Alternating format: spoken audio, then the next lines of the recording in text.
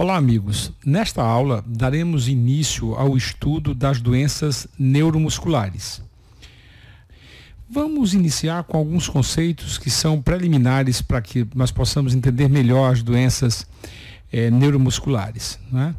Essa é uma representação que mostra a medula, mostra as raízes sensitiva em verde e motora em vermelho, depois o nervo periférico e os seus pontos de ação, no caso o sensitivo vindo da pele, dos sensores da pele, e o motor atuando no músculo esquelético propriamente dito. Vamos ver melhor. Nós temos aqui a medula com a sua parte central, em que você tem o neurônio motor superior, ele vem lá de cima, desce e se continua pelo neurônio motor inferior. Já os neurônios sensitivos levam os estímulos até a medula e da medula sobem então para as estruturas superiores do sistema nervoso central. A sensibilidade de dor e temperatura, as fibras cruzam logo aí no nível que entram na medula e sobem do outro lado. Já a sensibilidade proprioceptiva, vibratória e posição segmentar, as fibras entram e sobem do mesmo lado e só cruzam lá em cima. Então, essas duas raízes formam então o nervo periférico e que atuam, como eu já falei, a raiz motora atua através da junção neuromuscular, fazendo que os músculos esqueléticos funcionem. Já as fibras sensitivas, elas levam as informações detectadas nos sensores que estão na pele, no tecido subcutâneo. Então, nós temos o neurônio motor inferior, o nervo periférico, o neurônio motor superior, o neurônio motor inferior, que está dentro do nervo periférico, a placa neuromuscular e o músculo. E nós vamos hoje estudar as doenças que afetam o neurônio motor, tanto superior como inferior, e vamos estudar as doenças que afetam o nervo periférico. Na próxima aula, nós falaremos sobre placa neuromuscular, doenças da placa neuromuscular, e as doenças do músculo propriamente dito. Essa é uma visão para que a gente possa entender a medula com as raízes, né? As raízes anteriores, que são as raízes motoras, e as raízes posteriores, que são as raízes sensitivas. E vejam que aqui, ao nível da vértebra lombar, já lá embaixo, a gente vê as raízes, a raiz motora, a raiz sensitiva, né? E a gente vê o cone, o final do cone medular, que é essa estrutura central, e as diversas raízes que vêm de segmentos superiores, formando a chamada cauda equina.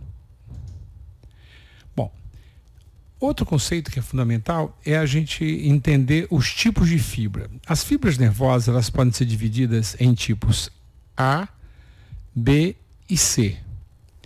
As fibras do tipo A, elas têm grande diâmetro, são mielinizadas e, consequentemente, conduzem impulsos nervosos com velocidades tão altas quanto 120 metros por segundo.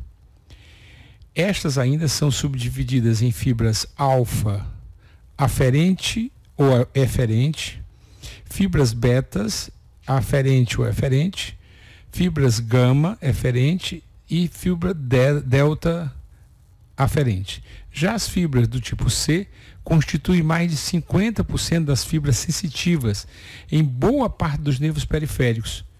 Assim como nas fibras autônomas pós-ganglionares, elas são mais delgadas e são amialínicas e, consequentemente, conduzem impulsos nervosos tão lentamente quanto 0,5 por segundo.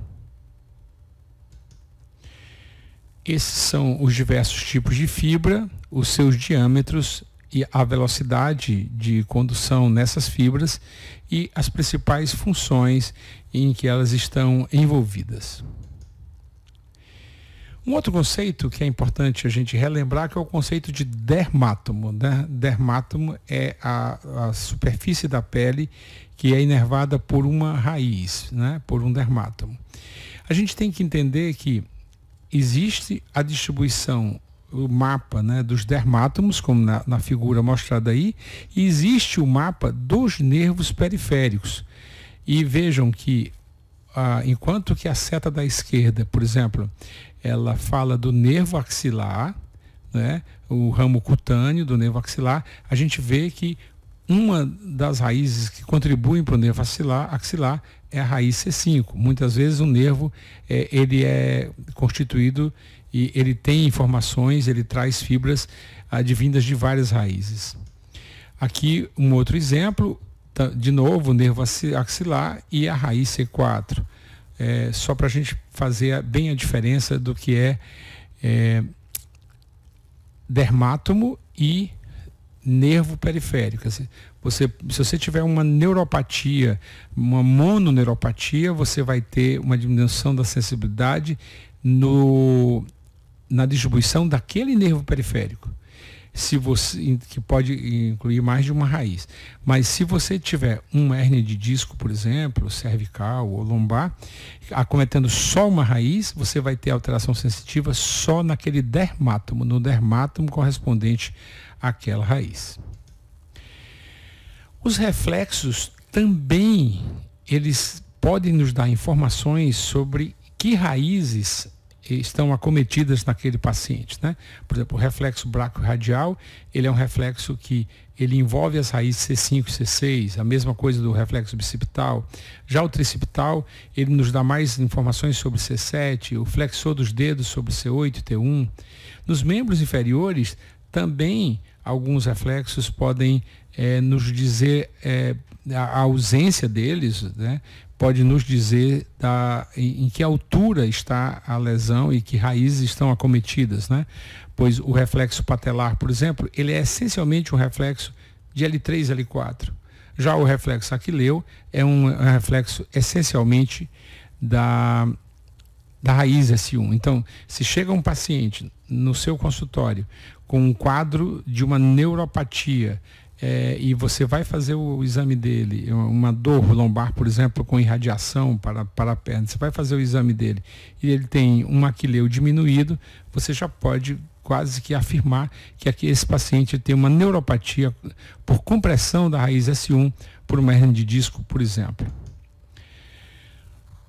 Um conceito que também é muito importante, antes de nós entrarmos diretamente nas doenças neuromusculares, é como diferenciar uma síndrome do neurônio motor superior de uma síndrome do neurônio motor inferior. A gente viu que o neurônio motor superior vem das estruturas cerebrais e desce pela medula, e na medula ele faz então sinapse com o neurônio motor inferior, né?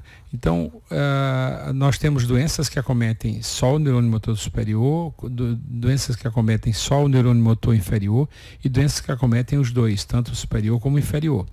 Então, quando é que a gente suspeita de que aquela é uma doença afetando o neurônio motor superior? A fraqueza muscular, ela está presente nos dois casos, mas é mais acentuada no neurônio inferior. O tônus diferencia bem, porque na síndrome do neurônio motor superior ele está alterado, já na inferior ele está diminuído. A mesma coisa acontece com os reflexos, que estão aumentados na síndrome do neurônio motor superior e diminuídos no neurônio motor inferior. A atrofia é outra coisa bem evidente, pois enquanto que no neurônio motor superior, na síndrome do neurônio motor superior, a atrofia é discreta e tardia, na síndrome do neurônio motor inferior, ela é precoce e já fica bem evidente no início da doença. Fasciculações são típicas de doença do neurônio motor inferior. E já a distribuição da fraqueza, a gente vê que no síndrome do neurônio motor superior, você tem um grupo e ela é mais distal, e na síndrome do neurônio motor inferior, ela é mais focal e generalizada. O reflexo cutâneo abdominal, ele está ausente na síndrome do neurônio motor superior, e pode estar ausente apenas se as lesões do neurônio motor inferior atingirem os nervos que inervam o abdômen. E já o reflexo cutâneo plantar é outra coisa também que diferencia bem a síndrome do neurônio motor superior da síndrome do neurônio motor inferior, pois na síndrome do neurônio motor superior, o reflexo cutâneo plantar, a resposta é em extensão, quer dizer, é o sinal de Babinski, a presença do sinal de Babinski, enquanto na síndrome do neurônio motor inferior, o reflexo ele é em flexão, ou seja, é uma resposta normal, ou às vezes em alguns pacientes é indiferente. Mas com esses dados, fraqueza muscular, tônus, reflexo, trofismo, fasciculação, distribuição da fraqueza, reflexos, a gente pode diferenciar uma síndrome do neurônio motor superior de uma síndrome do neurônio motor inferior. São vários os exames que podem nos ajudar a confirmar essas hipóteses, né? Desde exames laboratoriais, eletroneuromiografia, dosagens de enzimas musculares, punção lombar, né, para exame do líquor, biópsia de nervo, de músculo, de pele, ainda nos exames laboratoriais, dosagem de anticorpos, testes genéticos e testes de disfunção autonômica ajudam a confirmar o diagnóstico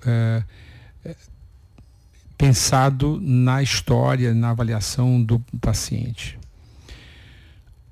A eletroneuromiografia, ela é um exame extremamente importante no contexto das doenças neuromusculares, né?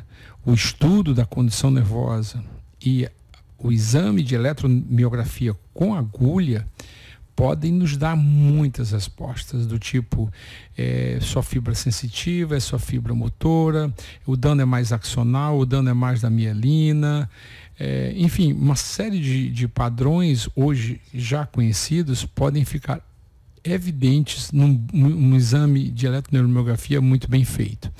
Então, quando se estuda a condição nervosa, dados como a latência distal, a velocidade de condução, a amplitude das ondas, a duração e algumas ondas e reflexos que são testados podem muito bem ajudar a fazer isso, bem como na eletromiografia com agulha, a atividade espontânea e o padrão de recrutamento, ou seja, quando a gente pede para os pacientes fazer um esforço com a agulha inserida no músculo, a gente então tem os dados que podem, por exemplo, apontar mais para uma doença neuropática, para uma doença miopática e assim por diante.